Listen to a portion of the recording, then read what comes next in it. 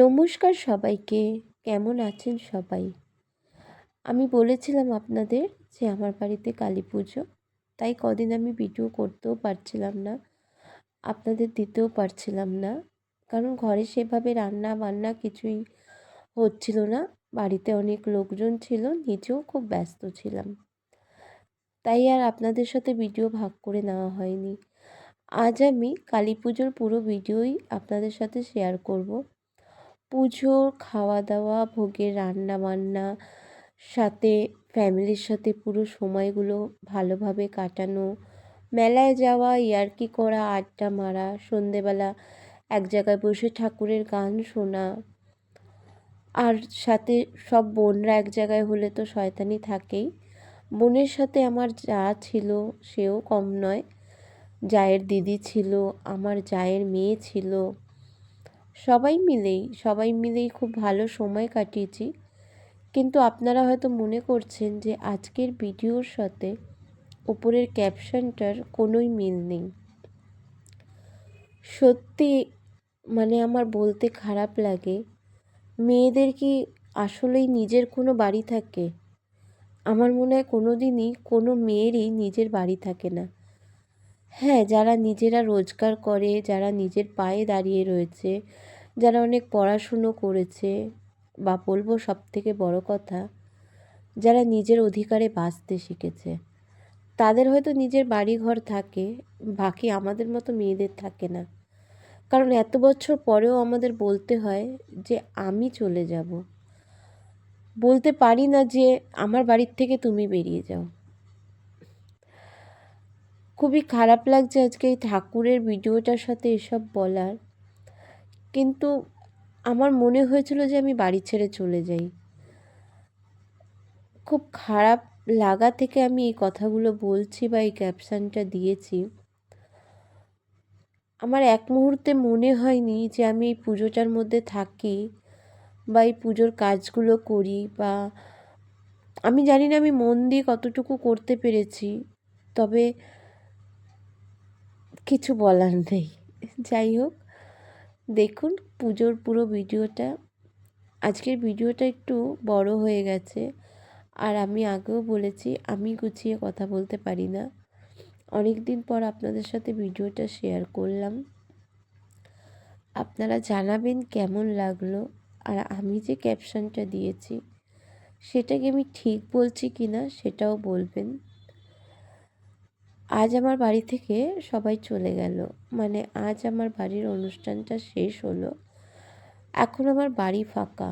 তখন আমার মনে হচ্ছিল কি জানেন, আমিও যদি চলে যেতে পারতাম তাহলে হয়তো খুব ভালো হতো, কিন্তু উপায় নেই। যখন মা বেঁচে ছিল তখনও না অনেকবার বাড়ি চলে গিয়েছিলাম, মা মেরে বকে শাসন করে আবারও ফিরিয়ে দিয়েছে। আর এখন তো মাও নেই, তাই আর জোরও নেই। তবে বারবার একটা কথাই বলি যে মেয়েদের না নিজের রোজগার করাটা খুব দরকার, নিজের পায়ে দাঁড়ানোটা খুব দরকার। জানি না এই ভিডিওগুলোর সাথে এই কথাগুলো বলাটা ঠিক কিনা। আমি কোনোদিনও এমনভাবে ভিডিও করিনি, এরকমভাবে ভয়েস দিয়ে কথা বলিনি, এসব কথা বলিনি। তবে এবার সত্যি খুব মন ভেঙে যাওয়াতে আমি এসব কথা বলছি।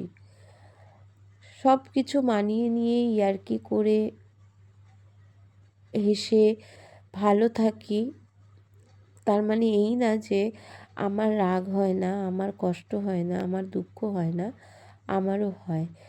আর যখন দেখবেন বাইরের 10টা লোক থাকে আর তার মধ্যে আপনাকে কিছু শুনতে হচ্ছে বা আপনাকে কিছু বলতে হচ্ছে, তখন সেটা কিন্তু বেশি খারাপ লাগে।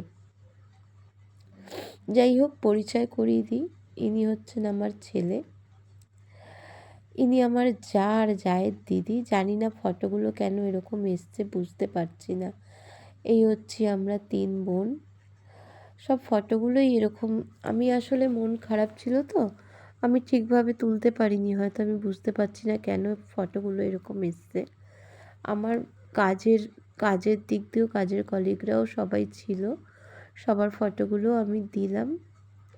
পুরো ফটোটা আসেনি সবার, হয়তো আমি ভিডিও ঠিক করে বা ফটো ঠিক করে তুলতে পারিনি। এনারা হচ্ছে আমার বন্ধু। হ্যাঁ, এবার আপনারা বলতেই পারেন যে বন্ধু কী করে হলো, এনারা তো আমাদের সিনিয়র। বন্ধুত্বর কোনো বয়স থাকে না, আমার ছোট থেকে বড় সবাই বন্ধু আছে এখানে। আমার মেজ ভাসুর কৃষ্ণের নাম নিচ্ছিল, আমরা এখানে বসে শুনছিলাম। খুব ভালো লাগছিল সময়টা। আমার মুখ চোখের অবস্থা দেখুন। আসলে দেখবেন মনে যদি শান্তি না থাকে তাহলে তখন কিছুই ভালো লাগে না। সব কিছুই জোর করে করছিলাম। উনি হচ্ছেন আমার জামাই আর ইনি হচ্ছেন আমার মেজো বোনের বর, যে আমার ঘর মুছে দিচ্ছিল। খুব মজা হচ্ছিল জানেন তো, মানে সব কিছুর মধ্যেই। তাও জানি না কেন এরা হচ্ছে আমার বোনরা, বোনের ছেলে মেয়েরা। আমি এখানে মজা করে বলছিলাম আমি ভিডিও করে ইউটিউবে দেবো আর বলবো আমার ঘর দুয়ারের তোরা কী অবস্থা করেছিস। দেখুন সব যে যেখানে পেরেছে শুয়ে পড়েছে, বসে পড়েছে। আমার বাবা এই সময় ঘুমিয়ে গিয়েছিল, আমরা 3 বোন জেগেছিলাম। কারণ কি আমাদের একটা কাজ করতে বাইরে যাওয়ার ছিল। আমরা 3 বোন রাত 1টার সময় বাইরে ময়লা ফেলতে গিয়েছিলাম, যাতে কেউ দেখতে না পায় আমরা ময়লাটা রাস্তায় ফেলেছি। কারণ কি ঘরে আর রাখতে পারছিলাম না, যদিও খুব ময়লার জায়গাটায় যেখানে সবাই ফেলে সেখানেই ফেলেছি, কিন্তু একটু লুকিয়ে ফেলেছি। মেলায় গিয়েছিলাম সবাই মিলে, ননদ, যা, বোনরা সবাই মিলে মেলায় গিয়েছিলাম। তারপরে আমাদের পাড়ায় মুদির দোকান আছে, ওনার পেছনে আমি খুব লাগি। ওখানে আমি ওনার পেছনে লাগছিলাম, আমি আর আমার বোন। আর আমার বোনের মেয়ে ভিডিওটা করছিল যে তোমরা কত ঝগড়াটি। যাই হোক, এরপরে এটা তো পুজোর পরের দিন, তারপরের দিন মেলা চলে গেল। এটা হচ্ছে সৌরভদা, পুলিশ ফাইলের যে অ্যাঙ্কার, সে। এটা হচ্ছে 2 তারিখে, মানে আজকে দুপুরেও একটা অনুষ্ঠান ছিল, সবাই মিলে একটু খাওয়া দাওয়ার। মানে এতদিন ধরে নিরামিষই খাওয়ার পরে আজকে একটু মাছ মাংসের ব্যবস্থা হয়েছিল। এই দেখুন, আমি একজন, মানে কি বলবো, এত বয়স্ক হয়ে আমার ছেলের জেদে আমাকে কিন্তু এসব করতেই হয়। আমি ওর পাল্লায় পড়েই এইগুলো চড়া শিখেছি। তো মেলায় গিয়েছিলাম, সেইগুলো কিছু ভিডিও করেছি আপনাদের দেখানোর জন্য। এটা হচ্ছে 2 তারিখের আগের দিন, 1 তারিখ আমরা একটু মেলায় গিয়েছিলাম। তারপর একটা টোটো ঠিক করেছিলাম জানেন তো, আমরা টোটাল ছিলাম 7 জন। সবাইকে ঠেলে ঠুলে ওই টোটোতে তুলে বাড়ি এনেছি। এবার দেখুন আমার ঘর পুরো ফাঁকা আর আমিও পুরো একা। চললাম, ভালো থাকবেন, নমস্কার।